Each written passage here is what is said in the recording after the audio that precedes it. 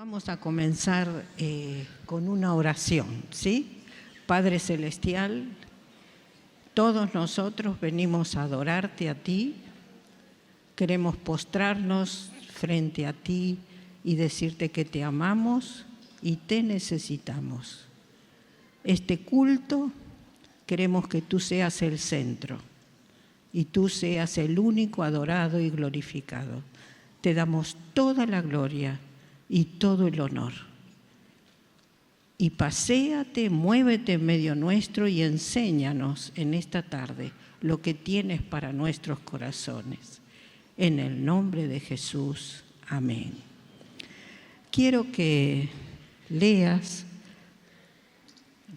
bueno, tal vez ustedes lo van a leer,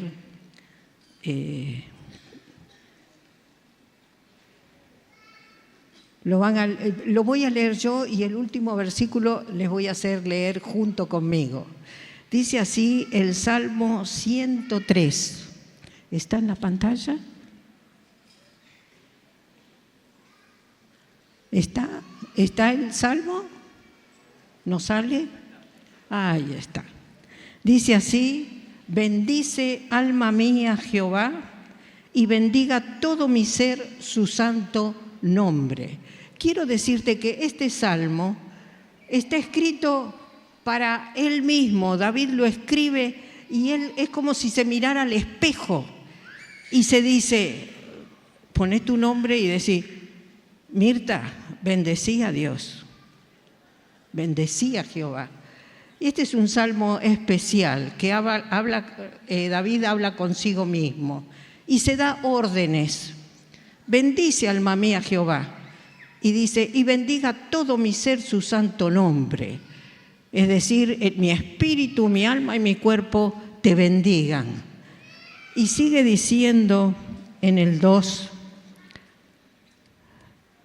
bendice alma mía a Jehová y no olvides ninguno de sus beneficios. ¿Cuántos hemos recibido beneficios? Ni nos damos cuenta a veces de cuántas cosas Dios nos guardó porque no somos conscientes de lo que Él hace por nosotros. Y dice que no nos olvidemos de sus beneficios. Y dice el 3, Él es quien perdona todas tus iniquidades y el que sana todas tus dolencias. Él nos perdona todos los pecados y va junto. Nos perdona y nos sana y lo tenemos que creer, mi hermano. La obra de Dios es perfecta. Es perfecta. Él nos perdona y nos perdona lo de ayer, lo de hoy y lo de mañana. Por supuesto que si nos arrepentimos, ¿no?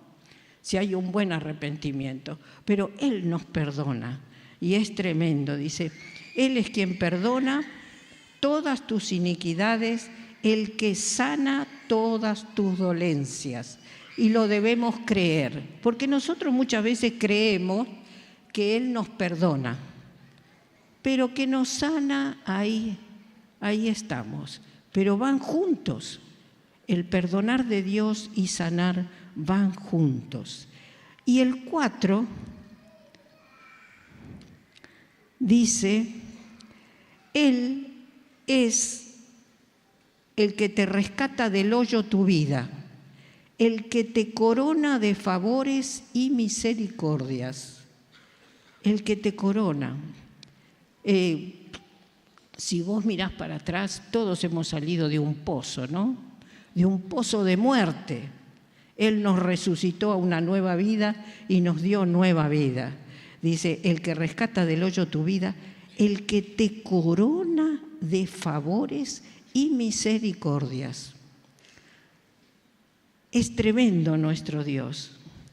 Y es decir, sos el favorito, sos la favorita de Dios. Yo me tengo que decir que soy, y el salmista dice, soy por todo esto, soy favorito de Dios. Yo no sé si nos tendríamos que poner mirando en el espejo y decir, Juana, Mirta, sos favorita de Dios con todo lo que tenés.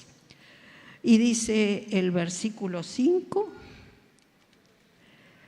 el que sacia de bien tu boca, el que sacia de bien tu boca, de modo que te rejuvenezcas como el águila. ¡Wow! ¿Quién necesita rejuvenecer?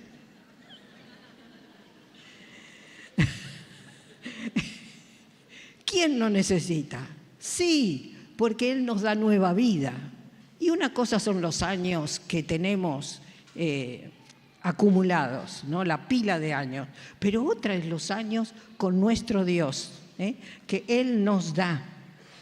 Así que, mis hermanos, es tremendo, dice, el que sacia de bien tu boca, es decir, te da cosas buenas, todas cosas buenas, de modo que te rejuvenezcas como el águila.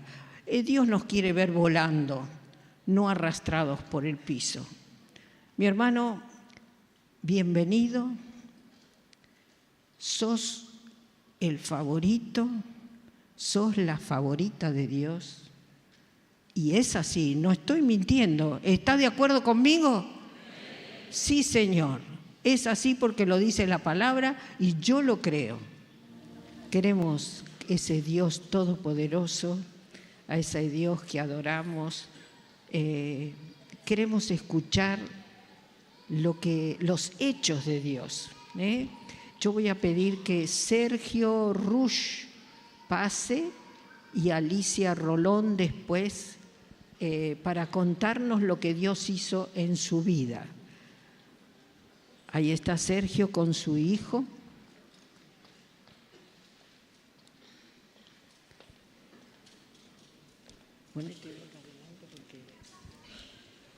Yo quiero, yo pasé, me espera un poquito, pasé unas diapositivas, ¿sí?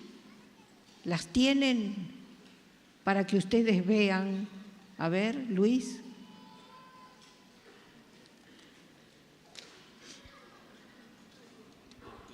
Sí. Bendiciones, hermanos. Me llamo Ruiz Sergio, vivo en Garupá. Pertenezco a la célula en Santa Inés de Rubén Romero y el pastor Hugo Castillo. Estoy hace un año aproximadamente en la iglesia.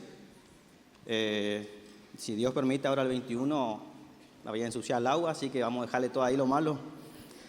Esto es un testimonio vivo, no digo sano porque ustedes van a ver, es vivo, porque directamente él se fue para el otro lado y Dios lo trajo de vuelta.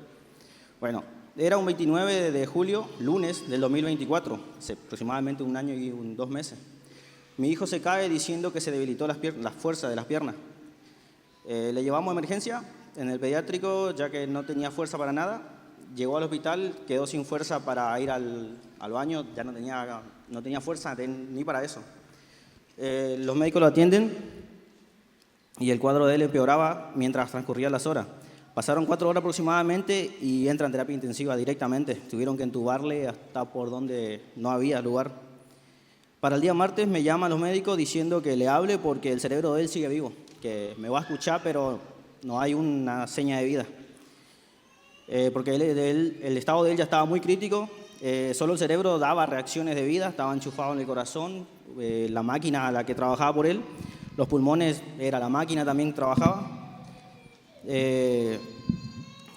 Lo miré y no había por dónde no estaba conectado mi hijo, no movía un solo músculo, ya que tenía, el color de piel era opaco, es moreno, imagínate, estaba del otro lado ya el color de él. El diagnóstico del médico me dijo, papá, si sale de esto tu hijo son 6 meses así entubado como lo estás viendo, me dijo. Y para que vuelva a caminar 2 años, me dijo.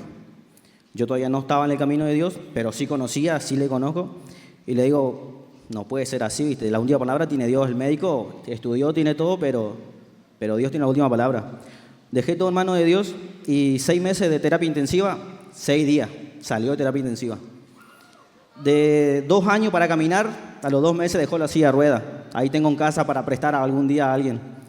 Y nada, acá este año volvió a la escuela como si nada. y toda la gloria y la honra es para Dios, porque los médicos decían no, pero acá está Dios, dijo sí, tiene para adelante.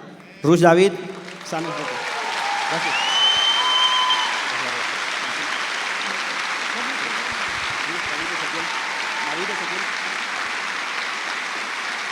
Yo quiero pedirle que nos diga cuál fue la enfermedad que le atacó. Ni yo ni los médicos sabían al principio, después le detectaron, después de 3 días, dijeron que es síndrome de Guillain-Barré, que hasta ellos estaban estudiando qué era eso, que empezaba por el dedo del pie y sí, subía hasta matar el cerebro directamente, porque es una infección en la médula espinal ósea, empezaron a hablar todo ello ahí, y yo solo le escuchaba y le decía, no, o sea, le escuchaba, pero no le escuchaba porque le creía a Dios directamente. Y después le traje acá, él pertenece en una célula ahora, yo también, mi nena también, así que toda la gloria para Dios. Amén, gloria a Dios, gracias.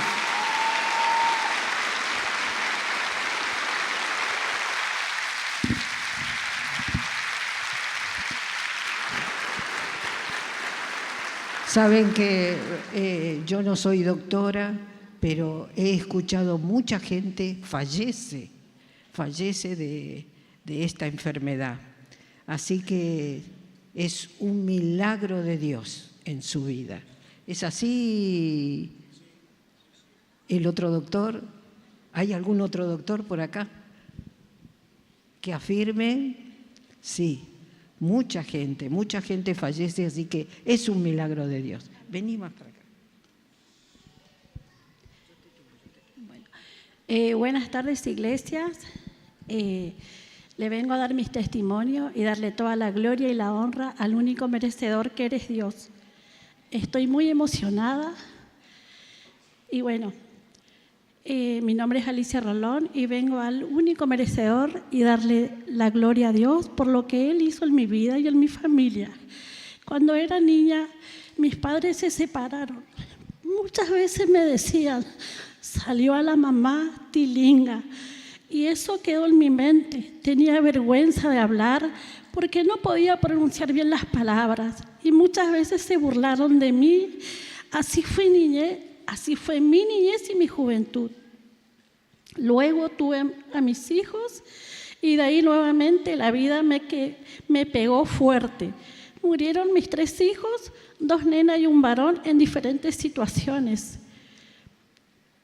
Y yo en mi mente decía, Dios no es amor porque Él se llevó a mis hijos, a mis 3 hijos. Siempre pensamos que nuestros hijos nos entierran, pero a mí me pasó al revés. Me tocó enterrarlo a ellos. Desde entonces vivía en un mundo de amargura, tristeza para mi Dios. No existía para mí. Y un día sentada junto a mis hijas, llega una chica llamada Laura y me trajo una invitación para ir al retiro.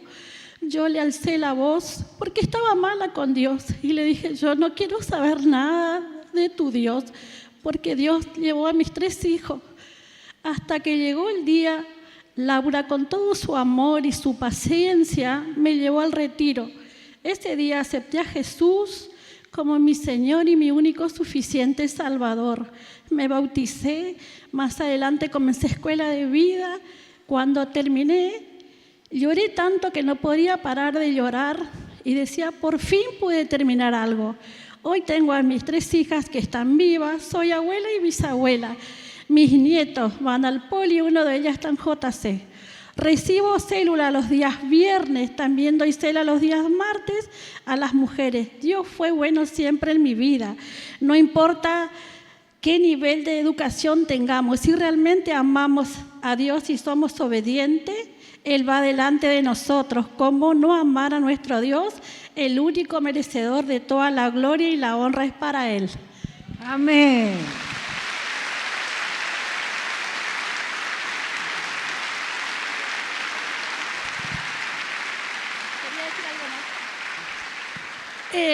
Le animo a no tener vergüenza, porque yo fui una de esas personas con 6º grado, tenía vergüenza porque ya de chiquitita me etiquetaron que yo era una tilinga, que no podía hablar, hasta que decidí abrir mi célula y le animo que puedan abrir su celo, no importa cómo sea, no importa si tienen 6º grado, 2º grado, pero es ser obediente a Jesús y lo otro todo vendrá por añadidura. Amén. Vamos a tener ahora la disertación de la palabra a través del pastor que nos visita, que espero que no esté cansado.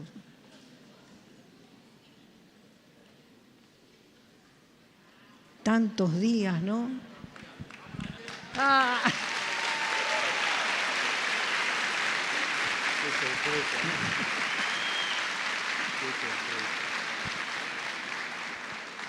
Mira, y flameando también. ¿Flameando también? Sí. Bueno, pero tenés que traer tu bandera. Prometo traer. El año que viene y la colgamos allá, te dejamos un... Lo podés traer sin mástil, ¿eh? Nosotros le ponemos... ¿Qué le parece? ¿Tiene ganas de escuchar la palabra? Amén. Vamos a orar, ¿sí? Padre Celestial, te alabamos, te damos toda la gloria, te honramos. Y ahora te pedimos, Dios, que tú nos hables. Aunque nos duela, Señor, danos tu palabra y ayúdanos a practicarla y a modificarnos. Unge de lo alto al pastor y úsalo. En el nombre de Jesús. Amén. Amén. Muchas gracias. Está bien. Me emocionaron con esta sorpresa de la bandera. Prometo traerla la próxima. Yo nací en Argentina. Mi padre fue el primer hijo que nació aquí. Y mis abuelos y mi ascendencia de los 4 lugares viene de Armenia. Armenia fue la primera nación que adoptó el cristianismo en el año 301 después de Cristo.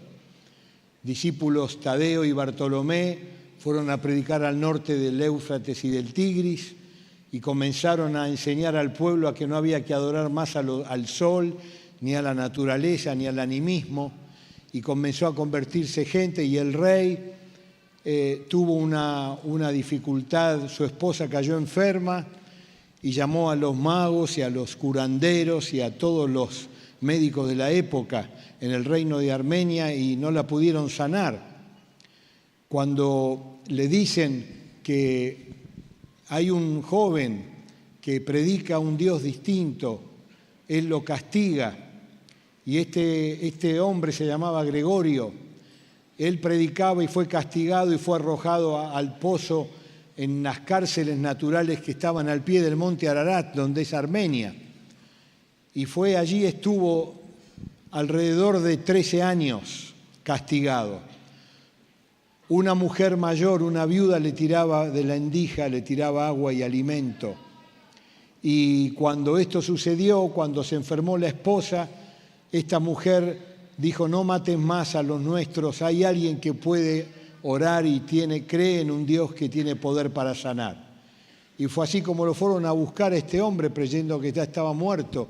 Y en ese pozo que hoy puede uno ir a visitar si va a Armenia, porque se hizo un convento y puede bajar allí en la roca, este hombre era como una bestia, había tallado en la roca una cruz, que es la cruz armenia, y lo llevaron al rey y el rey le dijo, si tu Dios es poderoso, orá que se sane mi esposa, la reina. Y Gregorio hizo una oración y Dios, como lo hemos visto hoy con este joven y esta mujer, tuvo poder y sanó a esta mujer. Y entonces el rey dijo, de ahora en más, toda la nación armenia va a seguir a Gregorio y a su mensaje de un Cristo crucificado. Y fue así que se llamó Gregorio el Iluminador, porque iluminó a la nación. Y es así que Armenia está entre el Mar Caspio y el Mar Negro, un país cristiano en medio de países musulmanes y siempre hay sufrimiento. Y mis bisabuelos fueron masacrados por no aceptar el Islam en el año 1915. Y 1,5 millones de armenios fueron asesinados, deportados, muertos de hambre. También hubo 300.000 griegos. Había que quedar en el resto del Imperio Otomano, habían que quedar solo musulmanes. Y fue así que este pueblo fue sometido 2 millones se islamizaron y hoy lo que es Turquía, la mitad de lo que es Turquía, la parte oriental, era hasta 1920 la Armenia como país. Y los países son así, permanentemente tienen un poder y la Biblia dice que la guerra y las luchas es por el orgullo de la naturaleza humana. Pero Dios en su gracia hizo que ellos puedan salvarse siendo niños y se criaron en orfanatos, en Siria, en Líbano, y cuando eran grandes, las mujeres a los 15 y los hombres a los 18 tenían que salir y había hambrunas en toda esa zona alrededor del año 20, 25, 30. Entonces decían, tenemos que ir, ¿a qué país vamos? Y le decían, tenés que ir a los países mejores del mundo. ¿Y cuáles son? Y mencionaban entre ellos Estados Unidos, Argentina, Francia, Uruguay. Y así fue que vinieron para estos lados. Cuando nosotros vamos hoy a Armenia, les sorprende que seamos armenios en Argentina. Y dijeron, ¿qué hacen ustedes en Armenia? Y le decíamos que en 1930 Argentina era uno de los países mejores del mundo.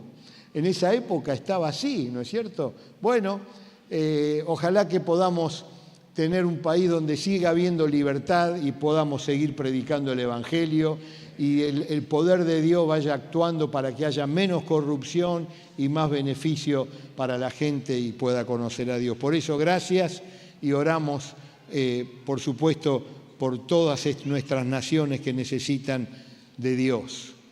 Y yo quería en esta noche, ya en esta tarde, despidiéndome, agradeciendo el esfuerzo de tantos que han venido sistemáticamente a todos, y quizás vos has venido hoy, no sé si vino el señor Miguel, el esposo de Mercedes, no sé si está, habíamos quedado que iba a orar, no sé si estará por algún lado. Bueno, estuvimos orando por todos los que hemos saludado, nos han preguntado, porque lo que deseamos es que Dios toque tu corazón, que Dios haga, que vos permitas que su palabra haga cambios en tu vida. Y hoy a la mañana en el devocional, leyendo el Salmo 121, es el Salmo de los caminantes. El pueblo de Israel caminaba y entre plegarias y cantando leían un salmo hermoso que dice: alzaré mis ojos a los montes, ¿de dónde vendrá mi socorro? Mi socorro viene de Jehová, que hizo los cielos y la tierra. No dará tu pie a que se resbale, ni se dormirá el que te guarda. He aquí, no se adormecerá el que guarda a Israel. Jehová es tu guardador, es tu sombra a tu mano derecha. El sol no se fatigará de día, no te fatigará de día, ni la luna de noche. Jehová te guardará de todo mal, Él guardará tu alma, guardará tu salida y tu entrada desde ahora y para siempre. Y en esta promesa que tenemos en este salmo, yo no sé cuál es tu camino, por dónde estás caminando, pero hemos propuesto un lema: santidad en la vida íntima, santidad en las relaciones y testimonio familiar. En algún sentido, iniciar una familia es empezar un camino, y muchos en ese camino van tropezando, muchos en ese camino van trastabillando, algunos renuncian, algunos se van, pero cuando nosotros invitamos a Dios a través de Jesucristo, cuando vos lo invitás a Dios a tu hogar, Él dice que va a guardar tu camino y tu entrada, y si en esta noche, tarde, vos decidís que Él entre y sea el rey de tu hogar, Él va a guardar este camino y va a guardar la entrada y la salida y te va a fortalecer a pesar de todas las lluvias, vientos y ríos que golpean, como decíamos ayer, la familia, porque está edificado el oikos, el hogar está edificado sobre la roca. Y explicábamos ayer cuáles eran las tentaciones y terminamos con una canción de Germán Barceló en donde nos mostraba cómo la tendencia es a seguir discutiendo, es a seguir peleando, y en un momento la esposa le dice: ¿por qué es que estamos peleando? Y él dice: la verdad, ya no me acuerdo, pero pidámosle al Señor para que nos libere y para que rendidos a Él podamos ver la gloria. Y esa es mi oración, y quiero que sea también tu oración. Amén. En esta noche, tarde, yo quiero hacer una introducción y a invitarles a que sepan que ustedes tienen células en sus hogares. Bueno, en realidad es un método de Dios porque la iglesia primitiva, la familia cristiana, era una iglesia de manera doméstica, era una iglesia celular, era una iglesia, la primera, era una iglesia que se reunía y el apóstol Pablo, cuando le escribe a los romanos, les dice: ustedes son familia cristiana, son iglesia doméstica. Y en la familia es donde se puede empezar a ver la intimidad, las relaciones como terreno donde se prueba la santidad. Cuando nos vemos una vez cada tanto somos todos buenos, todos en general nos saludamos. En todo caso, cuando me preguntan cómo estoy, le digo bien, rápido. Pocas veces decimos bien y te cuento, ¿no es cierto? Porque son trámites. Pero cuando estamos adentro en la coyuntura del núcleo familiar, ahí las cosas se conocen, ahí no hay forma de disimular, ahí tenemos toda la temática, y en la vida familiar es donde necesitamos que la santidad de Dios sea presente en tu vida, en tu familia, para la gloria de Dios y para que tengas poder. Explicamos que hay distintos tipos de familia, pero sos familia, aunque el enemigo las cambia, le cambia de nombre, hace que esté uno, que esté otro. Nosotros entendemos que hay una familia que es nuclear. Llamamos familia nuclear a la familia que está formada por sus padres y por los hijos. Y ayer yo empecé diciendo que hay una barrera que creo que después no terminé de decir qué era esa barrera. Los padres, ahí está el de celeste, el rectángulo, no puse un cuadrado porque los hombres se pueden enojar si digo que el hombre es cuadrado, ¿no es cierto? Pero el celeste ese es el hombre, la circular es la mujer, y ahí hay 3 hijos, 2 mujeres y un varón. Eso es lo que llamamos el familigrama, es lo que hacemos cuando trabajamos con familias. Seguramente hay muchos que aquí estudian psicopedagogía, psicología social, esto se enseña. Y también lo enseñamos nosotros a los futuros pastores y teólogos en el seminario. Ahora, entre padres e hijos, querramos o no, hay una barrera generacional que la determina un órgano del cuerpo de la mujer, que es el útero. Porque ese útero tiene que estar preparado para dar vida a un nuevo ser. Entonces siempre hay diferencia. Por lo menos 13, 15 años tiene que haber diferencia, la hay, porque es necesaria la madurez de cada uno de sus miembros. Por supuesto, acá no hay abuelos, no hay tíos, no hay parientes. Eso se lo llama familia nuclear ampliada. ¿Y por qué tienen esas palabras? Porque tanto el hombre como mujer son padre, madre, pero también son esposos. Y los hijos son hijos, H, pero también la otra H es porque son hermanos. Yo tenía a mi jefe en psiquiatría que le preguntaba siempre a los pacientes que atendía si tenía amigos. Y cada paciente le respondía lo que quería. Y yo le decía: doctor, ¿por qué usted le pregunta a los pacientes si tiene amigos? Porque el que tiene amigos es porque de alguna manera o extraña a los hermanos que ya no tiene, o tuvo buena relación con los hermanos, porque esa persona naturalmente hace amigos. Ahora, hay muchas personas que hacen amigos porque no tuvieron esa posibilidad. Lo cierto es que la relación entre hermanos tiene que también ser saludable y también tiene que estar santificada por Dios en un proceso de santificación continua. Y como dice un amigo mío de la infancia, que hasta hoy lo somos, él dice: los amigos son los que lo elegimos, la familia uno no lo elige, ¿no es cierto? Uno no elige cuando nace qué padre tiene, qué madre tiene, uno no elige, pero sí puede elegir amigos. Y el caldo de cultivo para aprender la amistad es en el hogar. Yo tuve que aprender la amistad con mi esposa. Yo en la iglesia creía que éramos todos amigos y estaba abocado a estudiar, a trabajar en la iglesia a full, y creía que el ser hermanos en la fe ya era amistad. Pero uno de ellos me enseñó que no. Para la amistad hay que invertir tiempo, hay que invertir esfuerzo, hay que dar y hay que recibir, como dice la Biblia, ¿no es cierto? El que quiere ser amigo tiene que darse amigo, y es una bendición. Ahora, qué lindo esto si se aprende en el hogar. El sistema familiar está compuesto por muchos ítems que nosotros tenemos que evaluar. Yo algo de esto hablé el año pasado, no voy a profundizar nada de esto, es simplemente una introducción para entender qué es la santificación y en qué etapa te toca.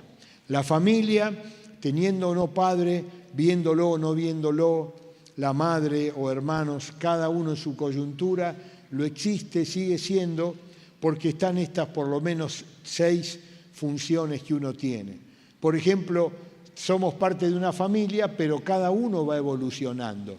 Sería impensable formar parte de una familia y que un miembro no crezca, que un miembro no se adapte. Cada uno de los miembros tiene un desarrollo personal que tiene que ver, que puede, después yo voy a agregar algún comentario al respecto, pero cuando yo pesaba 40 kilos más, yo no podía echarle la culpa a mi abuela porque era gordo, ¿no es cierto?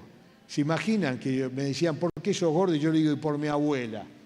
Pobre abuela, ¿no es cierto? Cada vez que comíamos teníamos que orar por los pobres, ella fue huérfana, se salvó en el desierto, en el norte del Éufrates, y orábamos antes de comer, y ella preparaba estas comidas de tiempo, armenias, orientales, y yo un día dije, no quiero comer más, y me encajó un bife, y me dice, ¿cómo no comés? Hicimos una oración, tenés que comer, y yo ahí empecé a ser especialista en limpiar el plato. Y como mi abuela se ponía contenta, limpiaba mi plato, limpiaba el de mi hermano menor que yo y el de mi hermana también. Y era el gordito feliz y todos contentos porque comía todo. Pero hay un punto en que me tuve que hacer cargo yo de eso, ¿sí o no? ¿No es cierto? ¿Vos te estás haciendo cargo de tu problema o seguís creciendo, justificando tu identidad equivocada, echándole la culpa lo que te pudo haber pasado con tu papá, con tu mamá? Y no lo quiero minimizar, porque son traumas, son cuadros que marcan. Pero ¿hasta cuándo vas a dejar que te marquen? ¿Hasta cuándo vas a dejar que te dejen algo caliente ahí que fije y a partir de ahí armar todo tu esquema? Jesús quiere liberarte, quiere darte un protagonismo personal. Te pregunta, ¿querés ser sano? Y el otro le dijo, y lo que pasa es que no tengo quien me lleve a la fuente. ¿Recuerdan el paralítico? Miren cómo entendió la palabra de Jesús. No le dijo, sí, saname. Y Jesús le dijo, te estoy preguntando, le decía, ¿querés ser responsable de tu propia vida? ¿Querés dejar de dar lástima? ¿Querés empezar a vivir por tus propios recursos, bajo tu responsabilidad? Porque yo te quiero sanar, yo te quiero bendecir, pero no para que hagas un trono de esta miseria y que te refugies en el pasado. Me toca como profesional y terapeuta más de una vez tener que entrar en esas etapas de la vida de las personas. Pero hay un punto en donde uno dice, hasta acá puedo llegar, ahora tengo que aprender a mirar para adelante. Y puedo formar parte de una familia que puede ser enferma, pero tu evolución es individual, pudo haber sido bendecida o dañada por los miembros de la familia, pero el Señor te quiere, te llama, te pide que lo sigas en un camino de fidelidad y Él va a bendecir. Porque Él es así, es un Dios proveedor que va de acuerdo a lo que vamos caminando, nos va a salvar, va a guardar tu entrada y tu salida en esta nueva mentalidad que Él quiere para vos. Amén. Mientras vamos creciendo, vamos adaptándonos. Y es una bendición poder decir que nos adaptamos. Sería triste que seamos rígidos. Lo rígido se quiebra. Algunos están orgullosos de ser rígidos. Yo soy así, no voy a cambiar. Ese es candidato a fracturarse, ese es candidato a quebrarse. Estoy hablando emocionalmente, estoy hablando psíquicamente. El apóstol Pablo dice, con todos aprendí a hacer de todo, con el pobre, pobre, con el rico, rico, con el sano, sano, con el enfermo, enfermo. Con todo he aprendido a estar, tengo flexibilidad. Dios me da esta flexibilidad. Y hay familias que aprenden a vivir con adaptabilidad y hay otras que son rígidas y son propensas a enfermarse más. El tema es, ¿me adapto a qué? Ese es el tema. La invitación es que como familia podamos adaptarnos en este proceso de obediencia a lo que Dios pide viviendo en santidad. Las familias también tienen un sistema de comunicación. ¿Cómo se comunica la familia? Algo hablamos ayer. ¿Cuál es la estructura de la familia? ¿Qué estructura tiene? Hay familias tradicionales, hay familias paternalistas, hay familias monoparentales, hay familias igualadas, hay un montón de tipos de familias. Cada estructura puede tener su positividad y su negatividad, todas tienen su pro y su contra. El problema es en la etapa en que se está viviendo. Y si no se sabe acomodar a la etapa en que se vive, esta estructura puede fallar, puede quebrar y en ese quebranto puede perjudicar a muchos miembros. La familia va construyendo la realidad y uno tiene que pensar qué hago yo con la realidad que me toca. Hay realidades familiares que alberga a todos y a veces todos tienen que unirse para tomar una decisión qué hacemos con este tema. No tiene que ser carga de una sola persona, de ese miembro de la familia. Hay un montón de ejemplos que podemos dar, pero hay situaciones que hay que ir construyendo la realidad a partir de estos meteoritos que hablábamos ayer, de estos factores precipitantes que golpean, y a veces hay que reunir a la familia para ver cómo resolver. Y siempre la familia que se une para solucionar o enfrentar un tema, siempre va a aliviar a cada uno de los componentes. Es muy triste ver cómo miembros de familia se enferman cuando la familia se olvida de sus roles y deja que uno solo se encargue. A veces yo pregunto, ¿cuántos hermanos son? 5. ¿Y por qué está usted sola con todo este tema? Y cada uno silbando bajito se fue para su lado. Y se supone que todos son cristianos. ¿Y dónde está la vida del discípulo? ¿Dónde está allí la comunión? ¿Dónde está la relación que tiene que haber? Ahí necesita haber santificación, ahí se necesita, como hemos cantado, que el Señor muestre. Lo que pasa es que cuando Dios habla, deja marcas. Y Él aumenta el volumen de su llamado, porque tiene que quebrar corazones a veces muy duros, y a veces quebrando esos corazones, recién la familia o los miembros de esa familia deciden seguir a Dios. Y por supuesto hay etapas, no es lo mismo la etapa, yo hablé con varias parejas, ayer había una parejita de novios que me saludó y me dijo que cambiaba la fecha por un tiempito, y yo le dije no posterguen mucho el casamiento, y hablé con los que se están por casar, con los que tienen el primer hijo, no es lo mismo, ¿no es cierto?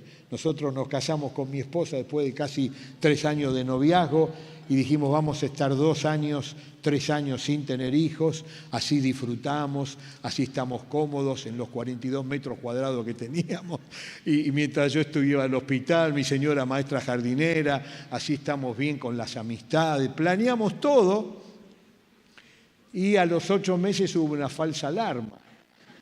Mi señora era un relojito, y apostamos, dijimos listo, y los primeros días dijimos, uy, no, se nos cambió todo el esquema, ¿no es cierto? Todo el esquema. Y dijimos, bueno, si Dios lo manda, los creyentes tenemos esas frases que nos vienen bien, ¿vieron? Nos vienen bárbaros. Yo tengo un médico que no es creyente, me dice, ustedes los cristianos son fenómenos. Siempre, cuando se equivocan, dicen, bueno, por algo Dios lo permitió, cuando, ¿no es cierto? Siempre... Por eso lo importante es estar bien con el Señor, porque si yo estoy bien con el Señor, esa frase tiene sentido. Ahora, si yo estoy esquivando el bulto, ahí por más que ponga la frase, hermano, ahí no va a calzar bien. La cuestión es que un día vengo del hospital, ya convencido que había un embarazo en puerta, y la veo a mi señora llorosa. Le digo, ¿qué pasa, Diana? No, fue una falsa alarma. Pero entonces tendríamos que estar saltando en una pata, tendríamos que estar contentos. Y sin embargo dijimos, la verdad que fue lindo. Y dijimos, Señor, cuando quieras, dejamos de cuidarnos, y a los 3 meses, ahí, y después llegó Priscila como regalo de Dios. Son etapas. Ahora, en nuestra iglesia teníamos una familia que tenía 7 hijos, y ellos decían, no hay problema en tener muchos hijos, se van criando entre ellos. Y yo le decía, hermano, te pido por favor no digas esto a las parejas jóvenes, porque los espantás. En vez de que tengan hijos, no quieren tener ninguno, ¿no es cierto?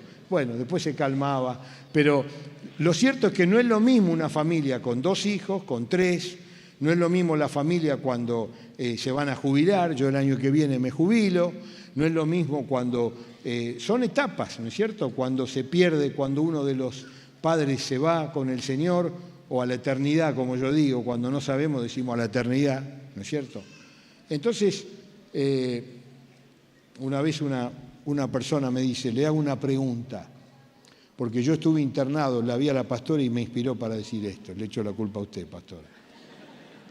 Yo estuve internado 1 mes y medio en una terapia intensiva, y el enfermero me dice, usted tiene que ser importante porque ahí se internó Néstor Kirchner. Y me eligieron a mí para cuidarlo. Y yo soy enfermero, pero yo soy siervo del Dios Altísimo. Yo estaba con todos los cables y digo, este es un loco que me vino. Y era un hermano en la fe. Resulta que a los 14 años tenía un angioma cerebral. La madre fue a curandero, fue a todo el mundo y esta persona, este chico, lo tenían que operar, pero era un riesgo de muerte.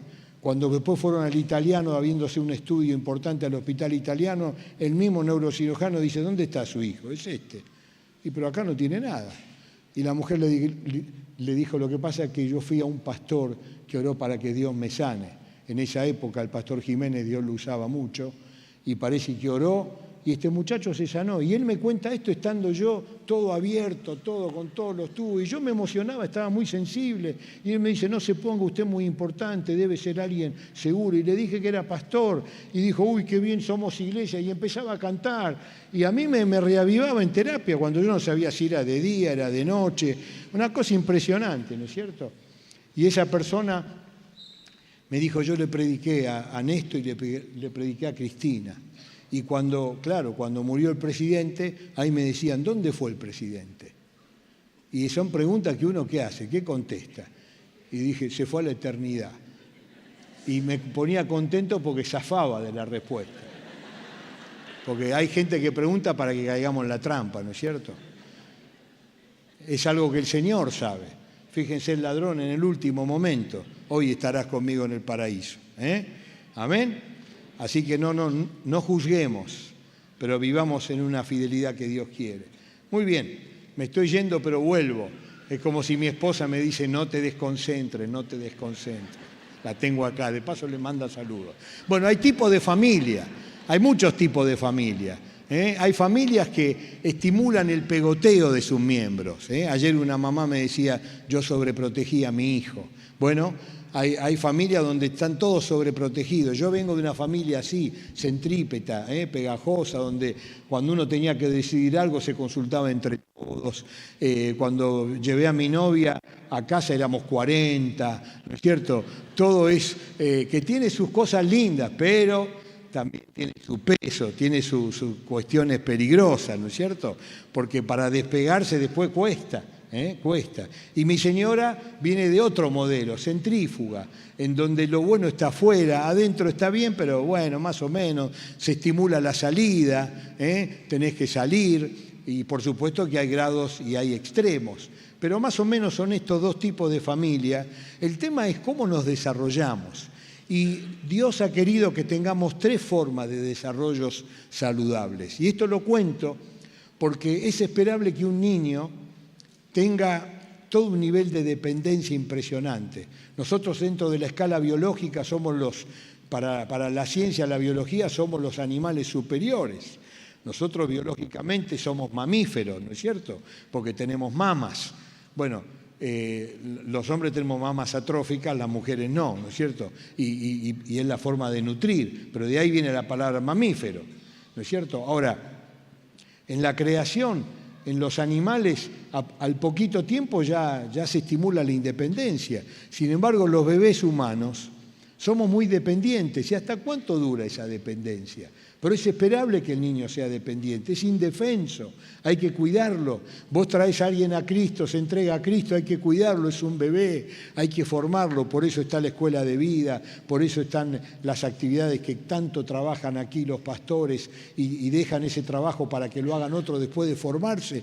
Tenemos que crecer, hay dependencia de una manera especial, pero hay un momento en donde esa dependencia que tiene que ver con la niñez irrumpe y viene lo que la ciencia llama la independencia, que coincide con qué etapa, con la adolescencia, ¿no es cierto? El adolescente cree que ya vio todo de su casa y toma distancia, y en general esto tiene un costo en la familia, en general hace ruido.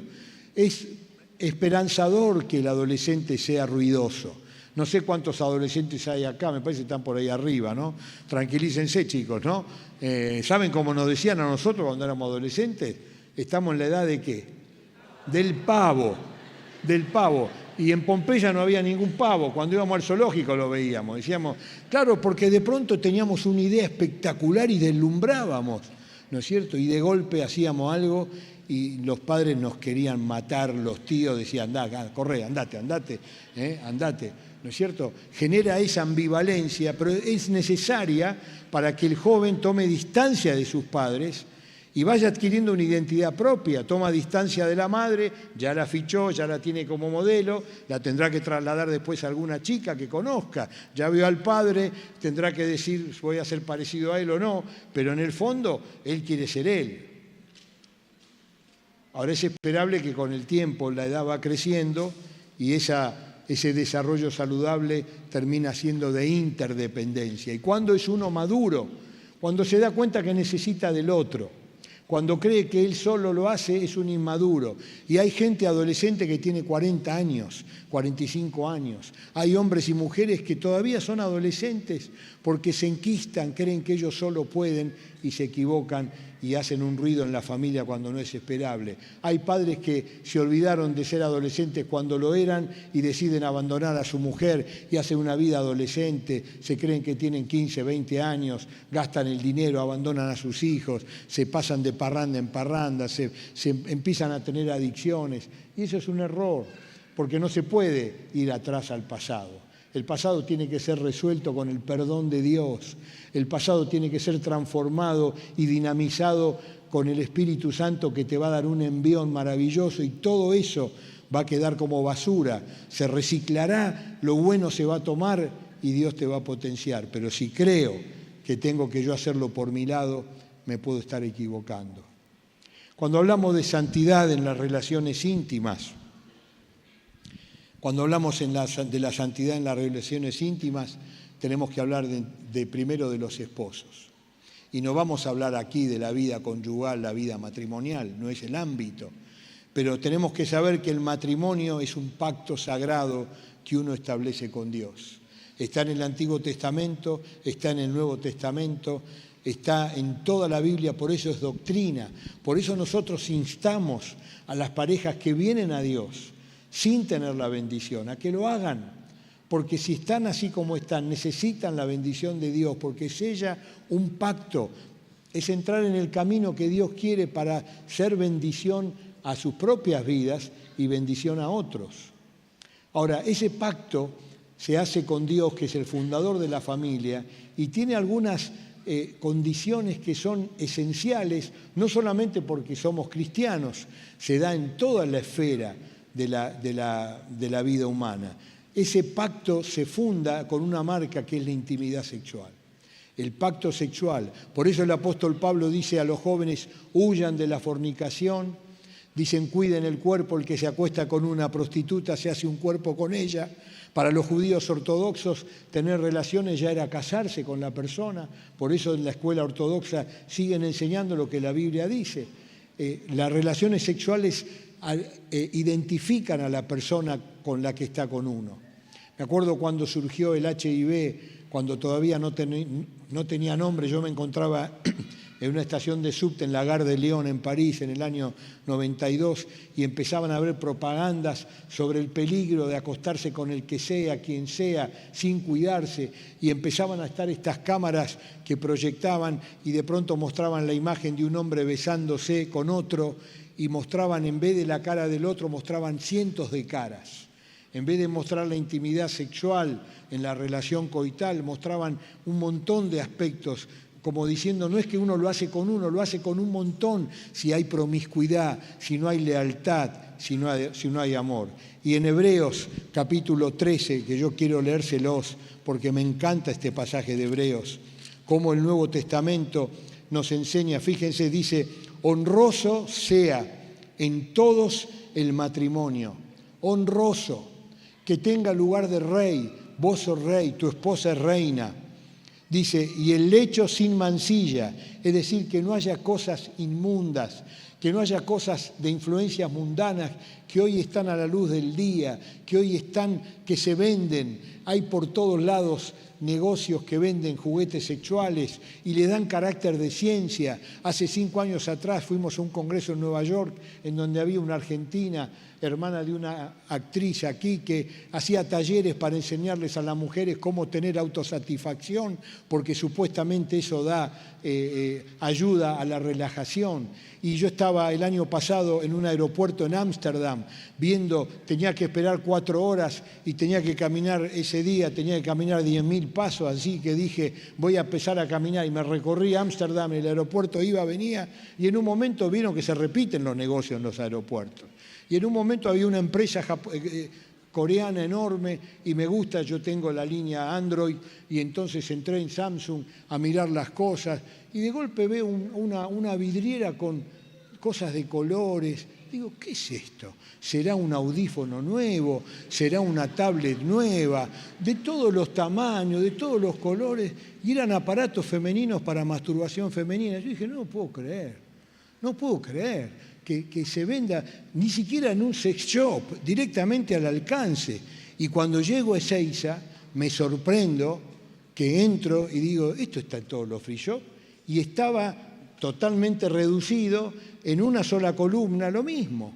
Me alegré después que hace poquito fui y entré en Ezeiza, hay un free shop muy grande, y ya lo habían sacado, se ve que alguien hizo una denuncia. Es un disparate total, pero te venden y vos te comprás eso pensando que ahí hay placer, y eso no es placer, eso es adicción, eso es invitación a la compulsión, eso es mentira que nos quieren vender. Y cuando nosotros no tenemos el matrimonio honroso, como dice Hebreos, y no podemos vivir en la santidad que Dios quiere, dice ahí el apóstol, a los fornicarios y a los adúlteros los juzgará Dios. Y dice, sean vuestras costumbres sin avaricia, contentos con lo que tenéis ahora, porque Él dijo, no te desampararé ni te dejaré. Mi papá me saludaba en los primeros años míos de matrimonio, mi papá me saludaba, me daba un beso y me daba una cachetada. Y le digo, ¿qué haces, papi? Gastá plata a tu esposa, hacerle regalitos, llevale cosas a ella. Sí, papi, está bien. En realidad no sé si me lo decía a mí o se lo decía en voz alta a él. Y yo, como buen gordo, siempre llevaba cosas dulces a casa. Y a mis hijas les llevaba un bomboncito, un chocolatito. Y gracias a Dios mi señora me dijo, Miguel, disculpa, trae una goma de borrar, un lápiz, un marcador. Trae esas cosas de regalo. ¿Por qué trae siempre el jack con el que junten los muñequitos?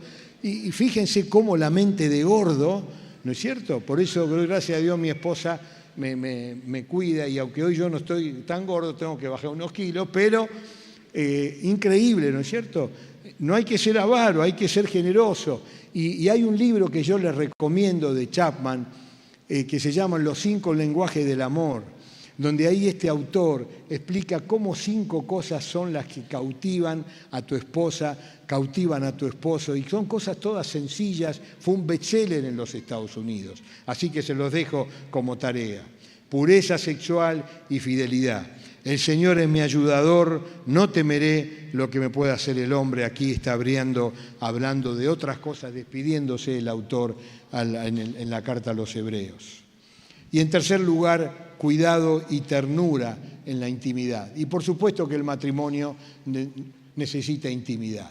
Por supuesto que necesita intimidad. Me acuerdo, uno de los alumnos del seminario me dijo, yo quiero pedirle un tema de oración, pastor, porque nosotros nos casamos medio rápido, teníamos que hacerlo, y yo estoy viviendo en la casa que me da mi suegro, tiene 2 habitaciones, él duerme en una y nosotros dormimos en otra, y está una al lado de la otra, y tenemos que ser unos artistas bárbaros a veces, porque no tenemos intimidad. Y yo le digo, ¿y por qué querés que ore? Y para ver cómo hacer para tener intimidad. Le digo, no te enojás. Vos ya habrás pensado tantas cosas y no te sale. ¿Por qué no oramos para que Dios te dé algo más grande y te vaya de ahí y tengas un lugar distinto? No lo había pensado. Bueno, vamos a orar por eso. Y ustedes saben que a los pocos meses empezó a cuidar la casa de un pastor que se iba de viaje por casi 2 años y necesitaba que una parejita cristiana viva y por lo menos pague los impuestos, pero sin cobrar alquiler. Y de estar en una habitación se mudó como a 7 habitaciones, y él dice, Dios es fiel, Él responde las oraciones. Así que, pero qué lindo es pensar en la intimidad. Muy bien, gracias a Dios. Estás aplaudiendo porque estás creyéndolo para vos también, ¿eh? Gloria a Dios, gloria a Dios. Cuidado y ternura en la intimidad. Lo que pasa es que yo soy mecánico, pastor, ¿y qué tiene que ver? ¿Qué culpa tiene ella? ¿Qué culpa tiene? Me lo decía una vez un muchacho que quería tener novia y rebotaba siempre. Y me dice, deme unos consejos, pastor. Y yo lo miré y le digo, discúlpame, ¿vos te lavaste las manos? Sí, por supuesto. Y tenés todas las uñas negras. Pero yo soy mecánico. ¿Y hablas así cuando vas a hablar con una chica? Y sí. No, papá, ¿qué haces? Quería buscar en la psiquiatría, en la psicología, en los consejos. Tenés que... Bueno, me siguen, ¿no? Lo que hablo. Bueno, una vez me dijo un pastor, me dice, ¿vos usás un antitranspirante o un desodorante? Y yo le dije, yo uso un desodorante. Me alegro, dice, porque el antitranspirante no es bíblico. ¿Cómo? No es bíblico, sí, porque inhibe algo natural del cuerpo. Yo dije, ¿me estás cargando? Sí, te estoy haciendo un chiste, me dice. Menos mal, hay cada uno, hermano. Bueno, estoy haciendo referencia, ¿no? El cuidado, la ternura. Nosotros tenemos olfato. En los animales es fundamental. En nosotros quedó un recuerdo. Qué lindo es que estemos, ¿no es cierto?, esposos. No solo sirvió para que alcances y conquistes eso, hay que sostenerlo y es lindo cultivarlo. Bueno, pero hay un montón de cosas que uno puede decir porque el libro del Cantar de los Cantares nos invita a esto. Fíjense los piropos de esa época. Tu nariz como torre del Líbano. Andás a ver cómo era la torre del Líbano. Y tus olores como de ciervos que caen desenfrenadamente. Andás a ver. Andás a ver, aquí yo comí un postre que era de madera, lo comí, bueno, qué sé yo, pero ¿se imaginan los olores de los ciervos que caen? Pero está en el Cantar de los Cantares y tenemos que ser bíblicos, así que hay que entrarle a esas cosas, hermano. ¿Está bien? Eso tiene que ver con la vida de comunión también, con la vida de santificación, porque quiere decir que estás pensando, quiere decir que estás dándole el lugar que merece, quiere decir que lo tomás como algo maravilloso, como algo bendecido. El amor entre esposos es sobrenatural.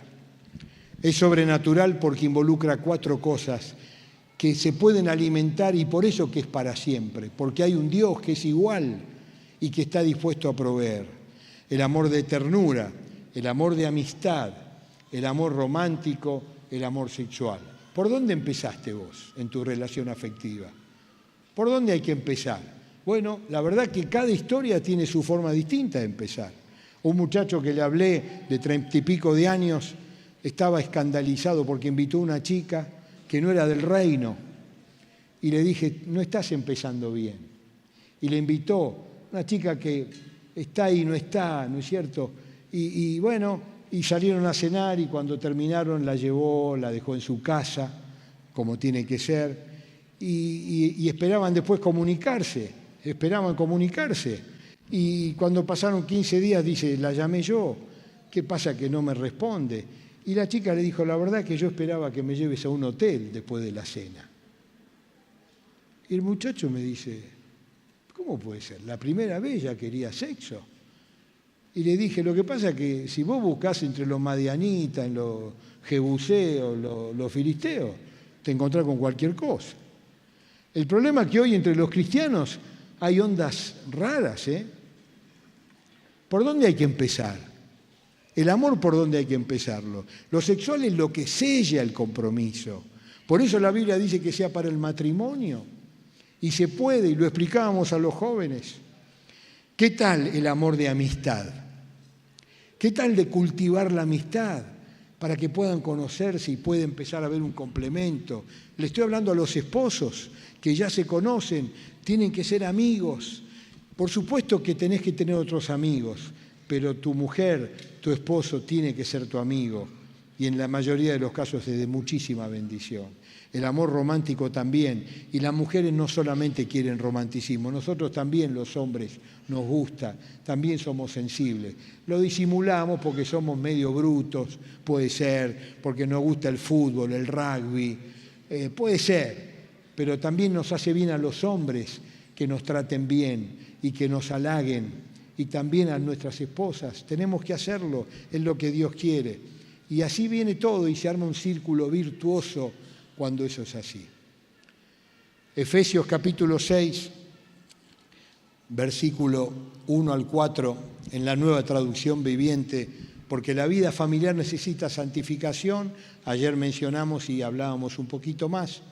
Hoy leemos: obedezcan a sus padres porque ustedes pertenecen al Señor, pues esto es lo correcto. Honra a tu padre y a tu madre. Ese es el primer mandamiento que contiene una promesa.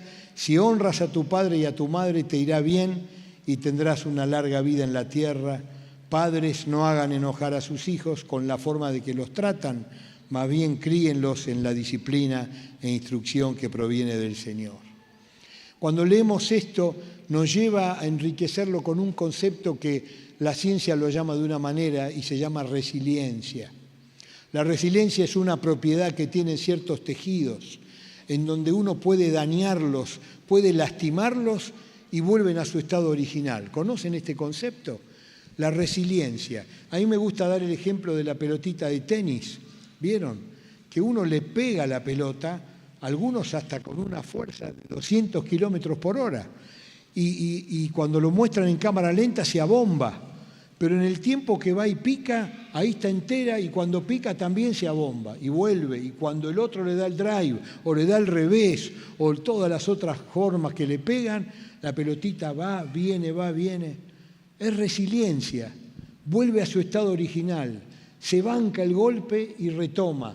Parece el ave fénix, ¿no es cierto? Es una propiedad que tienen los tejidos y es una propiedad que tienen las personalidades que aprenden a superar las dificultades, las situaciones.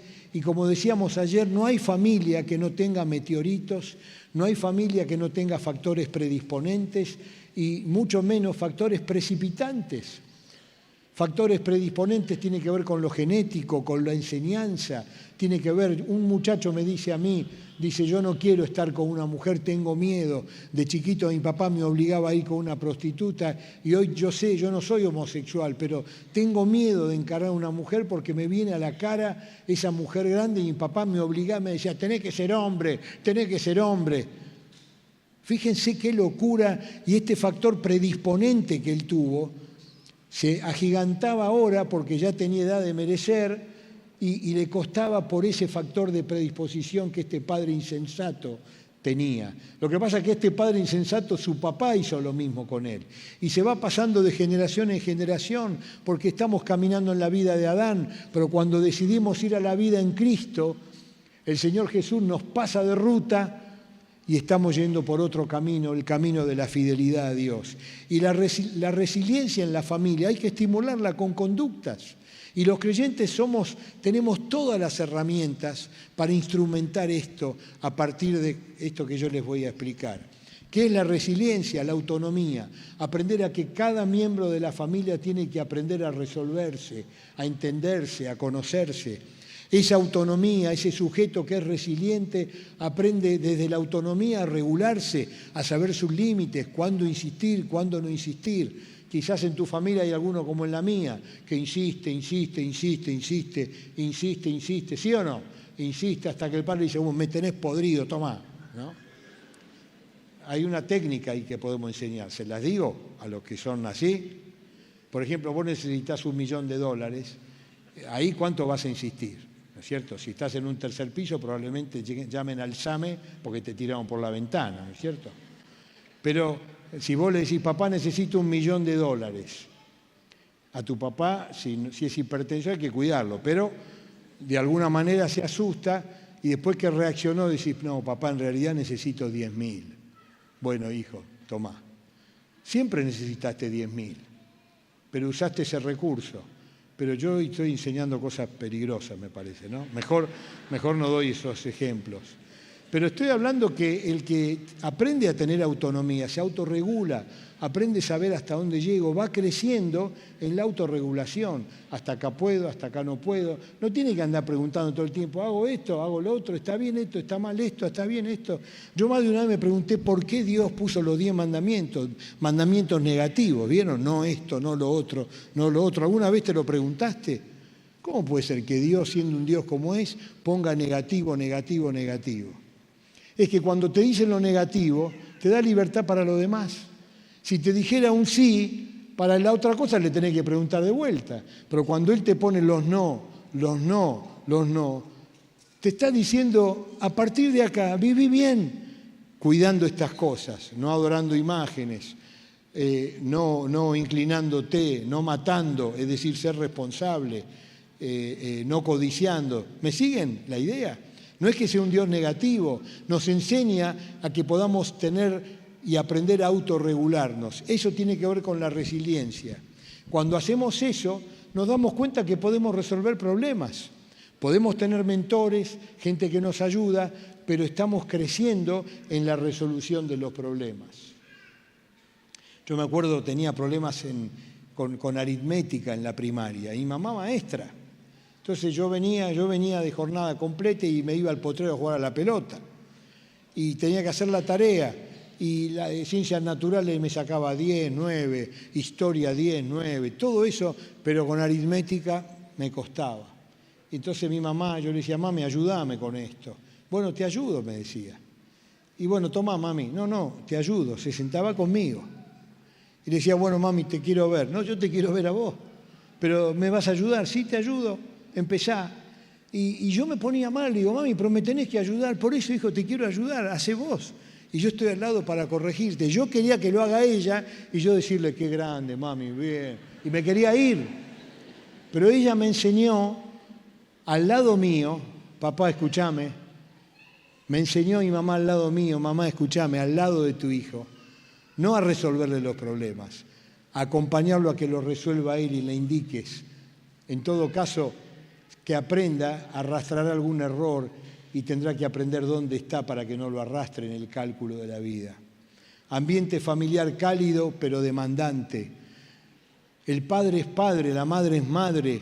La santificación obliga a la disciplina, hay que mostrar el límite, hay que ser demandante. No da esto y bueno, haz lo que te parece, hijo. Es la época donde hay que decirle cosas, es la época donde hay que marcarle, instruye al niño en su camino, instrúyelo. Es un error decir no le digo nada para que cuando él sea grande decida él. ¿Y qué incorporó para decidir? Lo que incorporó en la escuela, lo que incorporó en el ESI, lo que incorporó en dónde.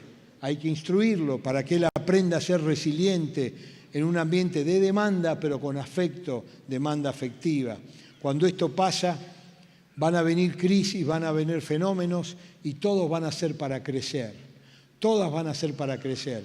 Y qué tremendo es cuando uno descubre que la roca con la que me tropecé, esa misma roca puede servir de escalera para subir un poco más.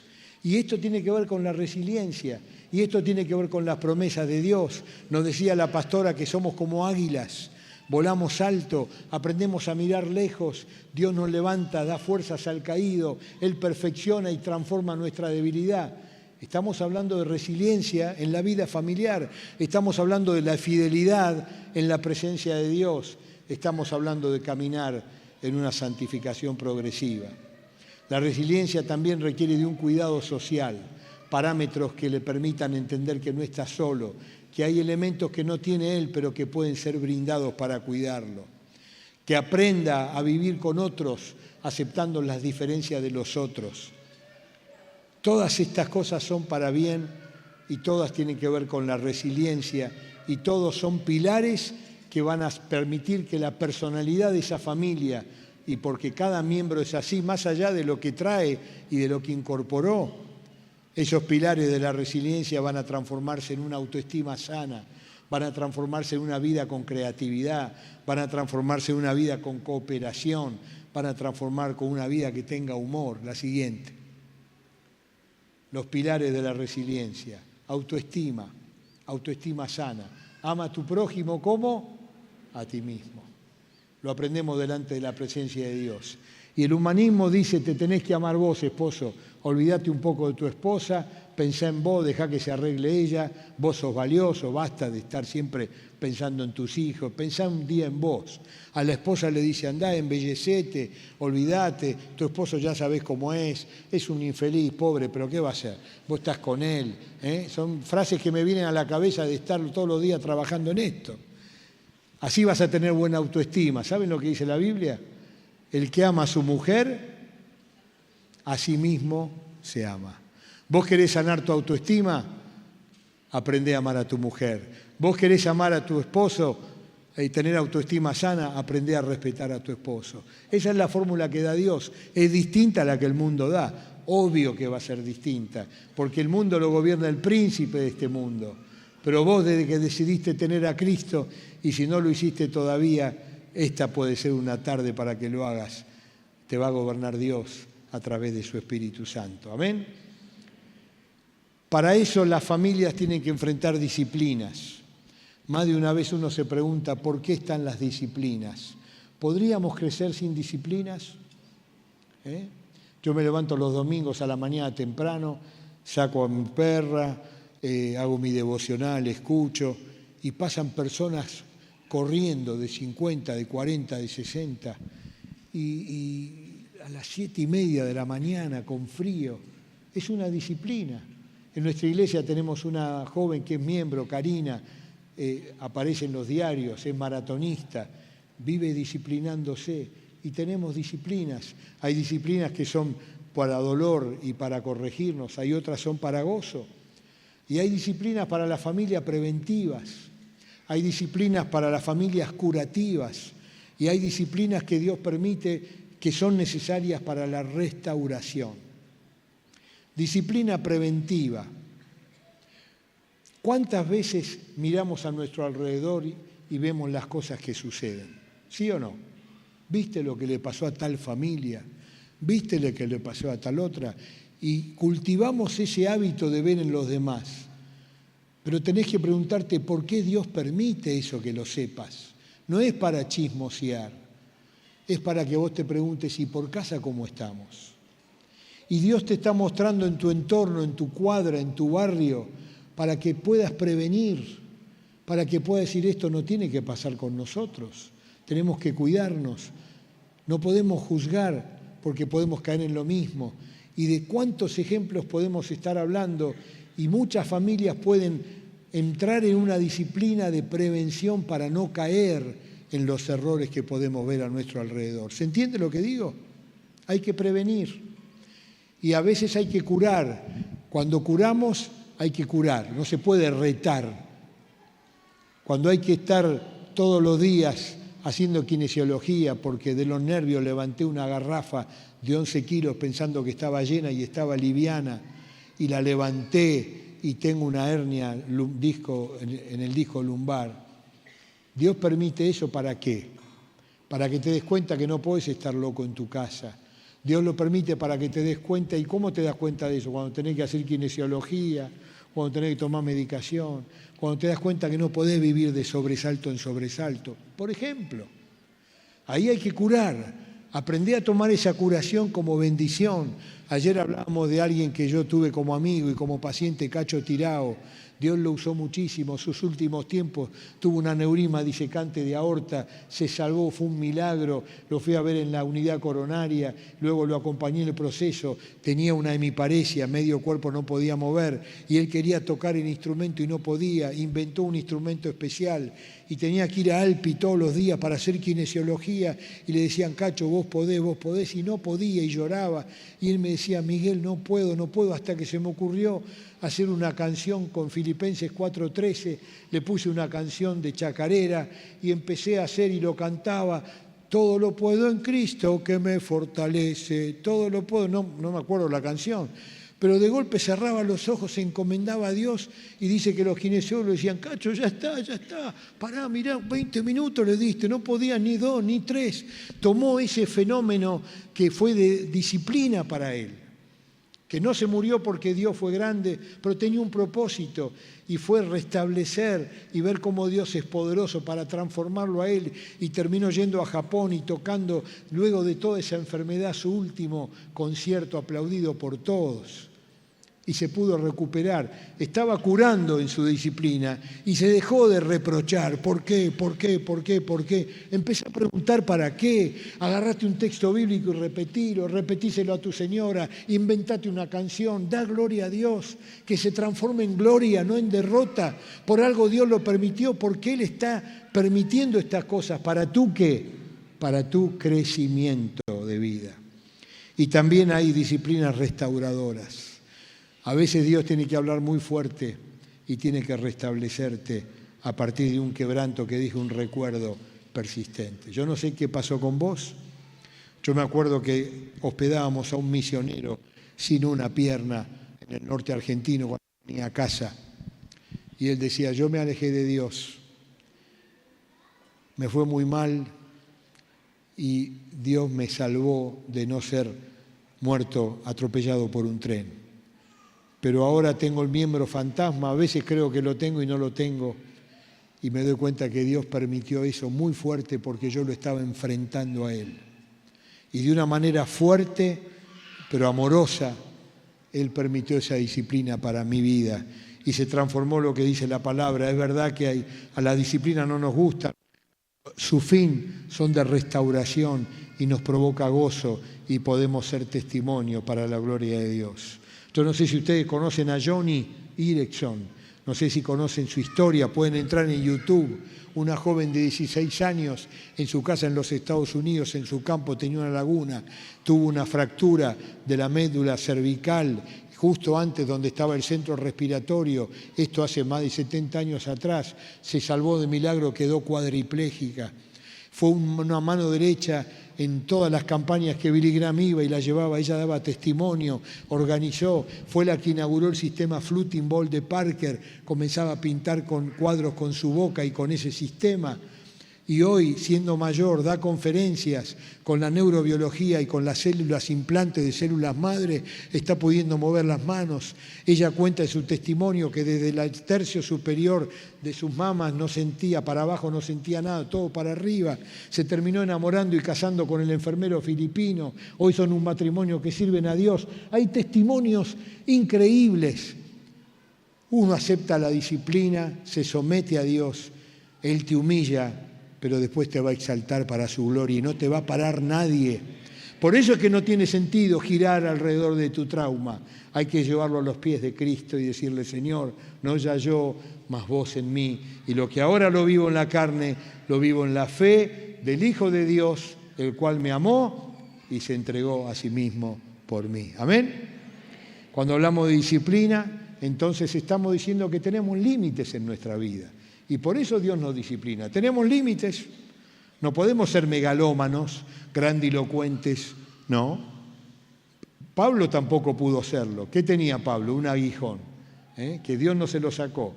¿Para qué? Para que el poder sea de Dios y no de Pablo. Límites. Y ese límite es importante porque delimita. El límite es bueno porque Dios lo transforma en un camino de delimitación. Yo me acuerdo cuando fui a Mendoza en unas vacaciones de invierno con mi familia, las nenas chiquitas, fuimos al puente del Inca, había 2 metros de nieve por todos lados. Y la nieve nos hacía la máquina abría camino y nosotros caminábamos y teníamos la pared de nieve de un lado del otro y era casi asfixiante, pero nos daban permiso y podíamos ir caminando. Los límites nos servían de camino. Miren cómo Dios transforma un límite. Si vos estás siendo limitado por algo, si estás en el camino del Señor, ese límite, seguilo, te va a llevar por donde Dios quiere para que seas y tengas virtud y seas bendición. Dice Proverbios 15:32, ya para ir terminando. Si escuchas la crítica constructiva, te sentirás en casa entre los sabios. La siguiente. Si rechazas la disciplina, solo te harás daño a ti mismo. Pero si escuchas la corrección, crecerás en entendimiento. Y estoy hablando a miembros de familia. El temor del Señor enseña sabiduría. La humildad precede a la honra. Dice Hebreos 12, ¿acaso olvidaron las palabras de aliento con que Dios les habló a ustedes como a hijos? Él dijo, hijo mío, no tomes a la ligera la disciplina del Señor y no te des por vencido cuando te corrige, pues el Señor disciplina a los que ama y castiga a todo aquel que recibe como hijo. Al soportar esta disciplina divina, recuerden que Dios los trata como a sus propios hijos. ¿Acaso alguien oyó hablar de un hijo que nunca fue disciplinado por su padre? Si Dios no lo disciplina a ustedes como lo hace con todos sus hijos, quiere decir que ustedes no son verdaderamente sus hijos, sino que son ilegítimos. Ya que respetábamos a nuestros padres terrenales que nos disciplinaban, ¿acaso no deberíamos someternos aún más a la disciplina del Padre de nuestro espíritu y ahí vivir para siempre? Pues nuestros padres terrenales nos disciplinaron durante algunos años e hicieron lo mejor que pudieron. Hicieron lo mejor que pudieron. A veces no, y a veces fueron muy tóxicos. Pero la disciplina de Dios siempre es buena para nosotros, a fin de que participemos de su santidad. Ninguna disciplina resulta agradable a la hora de recibirla, al contrario, es dolorosa, pero después produce la apacible cosecha de una vida recta para los que han sido entrenadas por ella. Santidad, santidad pide el Señor, santificación progresiva en la cultura argentina actual. Ahí hemos hablado estos días atrás. Tentaciones de infidelidad. Decir que sos fiel a tu esposa pasó de moda, que sos fiel a tu esposo pasó de moda. Adicciones, no probar, todos lo hacen, no, todos no, yo no lo hago. Materialismo, que sea para los que no son discípulos, porque hay muchos cristianos materialistas que visten de religión y de prosperidad, que sea para otros. Las redes sociales que sean para la gloria de Dios. Me senté en un coche del creyente que tenía puesta en la parte de la radio y de los CD y de los, ¿cómo se llama?, los pendrive, decían para la gloria de Dios. Y yo le digo, hermano, ¿por qué pones esto? Y porque yo vengo de un pasado muy de música, ¿cómo es esta música cordobesa? Los cuartetos, yo vengo del cuarteto pesado. Dice, y tengo la tentación de los cuartetos, pero miro acá, me siento y digo, eso era de otro momento. Espero que ningún cordobés se enoje, ¿no es cierto? Pero la verdad que escuchás 2 horas el cuarteto y te tienen que internar del agotamiento psíquico que te trae, ¿no es cierto? Respuestas bíblicas en el camino de la santificación. Sobriedad, dominio cuarteto, la cumbia, todo, ¿no? Todos los ritmos están, porque tienen que ver con mi otra vida, ¿no es cierto? Sobriedad, dominio propio, contentamiento, dando gracias en todo. El ejemplo de una familia piadosa como luz en la sociedad. Es interesante porque Dios no dijo sean luz, por favor, sean luz, sos luz, sos sal, no. Si lo tenés a Cristo ya sos sal, si lo tenés a Él ya sos luz. El tema es dónde iluminás. Eso es lo que Él quiere que vos resuelvas, lo tenés que resolver vos. O vamos a hacer como las familias hebreas en Egipto, en Gosén, que cuando hubo la plaga y era de tinieblas, en los hogares había luz. O vamos a hacer como los demás. A veces sí, a veces no. Porque incluso algunos demás son mejores que familias cristianas. Qué tremendo, ¿no es cierto? Qué desafío es para que aprendamos a vivir en santidad. Por eso te invito a un diálogo entre nosotros. Se me fue la hora, les pido 1000 perdón. Diálogo entre nosotros, entre Dios y entre yo mismo, dándose la mano a la familia. Yo quiero terminar invitándote a que practiques la escucha activa, la oración conjunta. Una vez por lo menos por semana, júntense en familia para orar. Practiquen que no termine el día sin aclarar las cosas. Y si están muy cansados, digan, bueno, mañana lo hablamos y háblenlo. Pero resuelvan las cosas, no cultiven, porque el enojo guardado genera amargura y la amargura te aleja de la comunión del Espíritu, cuando hay que aprender a perdonar como Él nos perdonó. Tenemos que terminar.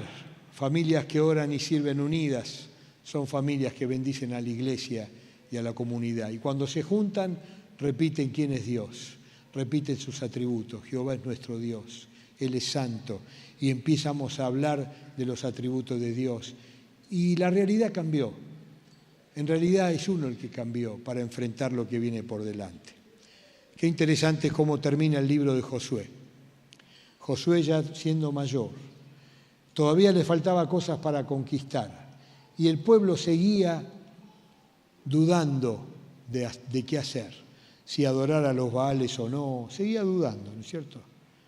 Y lo juntó a todos y le dijo a Dios, Señor, todavía me falta para el otro lado de la tribu de Dan, todavía tengo que seguir peleando. Y Dios le dijo, Josué, hasta acá está bien, vos ahora tenés que correrte. Y los llamó a todos y le dijo, ustedes no sé cómo van a seguir, pero yo y mi casa seguiremos sirviendo a Jehová. ¿Qué les parece? ¿Podrá ser una realidad entre nosotros? Que Dios les rebendiga. Y quiero agradecerles por todo lo que han hecho conmigo en estos días. Yo salgo bendecido. Y quiero invitarles a que miremos un video. ¿Puede ser para terminar? ¿Puede ser? ¿Sí? ¿Me dan permiso? Otra vez Germán Barceló nos despide con una canción que nos invita a sobrecogernos delante de Dios y a orar para la gloria de Él. Amén. Bueno.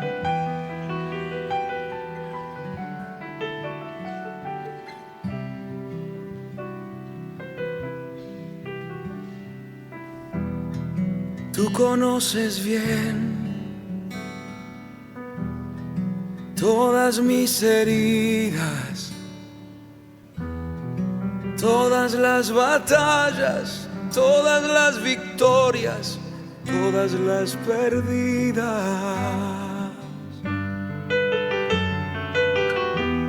Golpeabas la puerta en cada encierro. Tú conoces hasta lo que desconozco de mis pensamientos.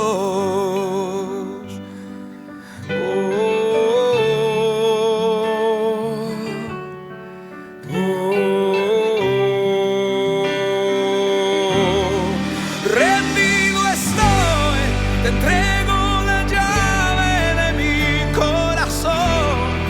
Derrama tu luz, sana con tu amor. Rendido estoy, abre la puerta de cada habitación donde están guardadas heridas pasadas en la emoción. Rendido estoy.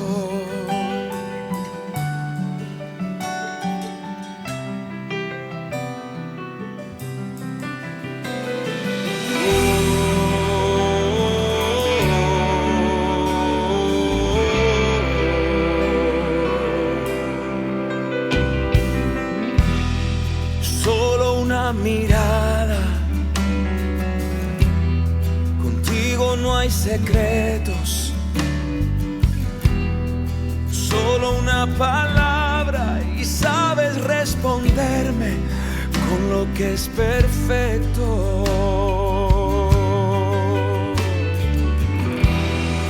Doblo mis rodillas, antídoto del ego. Mi carne se queja, Cristo es el que crece y muere el hombre viejo.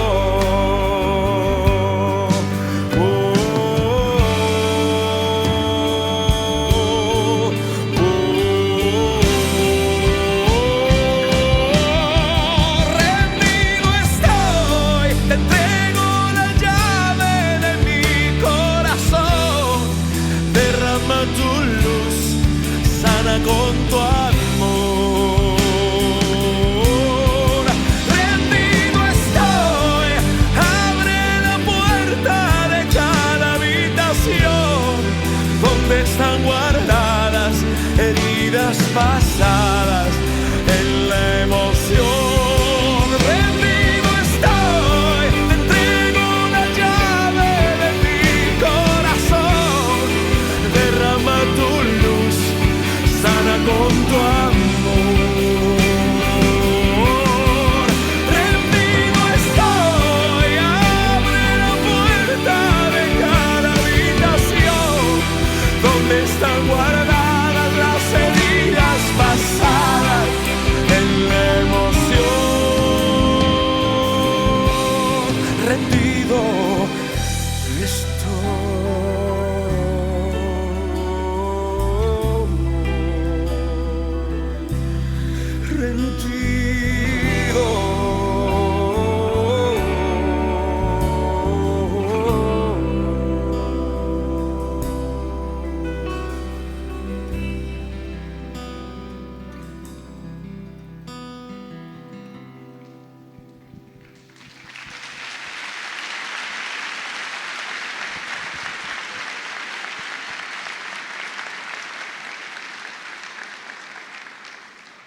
Necesitamos humildad, ser humildes, y las parejas y las relaciones deben ser pedir perdón y perdonar. Eso de que nunca hay problema en mi casa es mentira. Así que si vos querés un cambio, primero lo tenés que hacer en tu corazón y pedir perdón a Dios y entregar tu vida. Si no, Dios no te puede ayudar, no nos puede ayudar. Así que si vos querés un cambio en tu casa, vamos a cambiar primero nosotros para que nuestra familia cambie. ¿Qué le parece la idea? Si usted está dispuesto a dejar entrar en su corazón al Espíritu Santo para que haga el cambio, y si es humilde, porque tenemos que ser humildes para que Dios nos escuche. Te animo a que te pongas de pie y oremos todos juntos.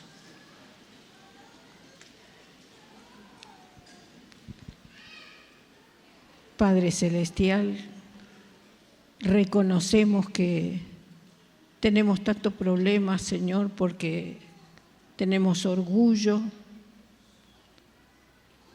y queremos tener siempre la razón. Perdónanos, oh Dios, y perdona nuestros pecados. En esta tarde yo abro mi corazón para que tú entres, para que tu Santo Espíritu me llene.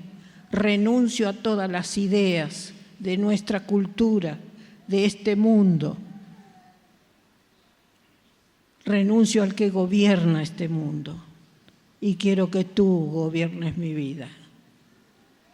Toma mi vida, Señor, y haz la tuya nada más.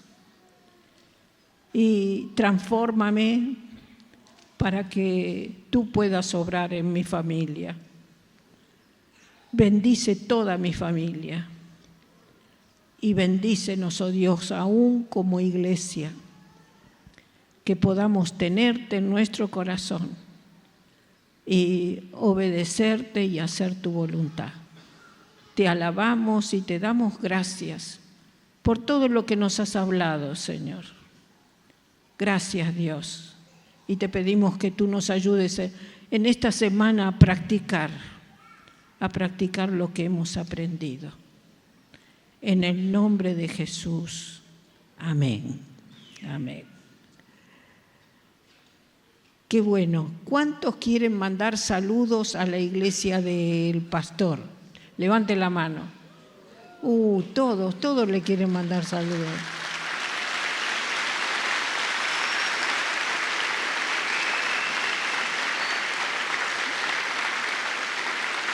Él mañana viaja en avión. ¿Usted está dispuesto a orar por él para que Dios le guarde y llegue y encuentre a su esposa y a sus hijos y a sus nietos en bien? ¿Sí? Levante su mano. Está ahí él. Vamos. Padre Celestial, gracias. Gracias por tu presencia, por tu misericordia. Y ahora ponemos en tus manos al pastor Miguel para que tú le guardes, que tú envíes tus ángeles para que lo guarden en el camino, guarden el viaje en avión, el viaje hasta cuando llegue a su hogar y que pueda encontrar toda su familia en bien. Señor, envía tus ángeles abriendo el camino. Gracias, Dios, porque tú lo trajiste.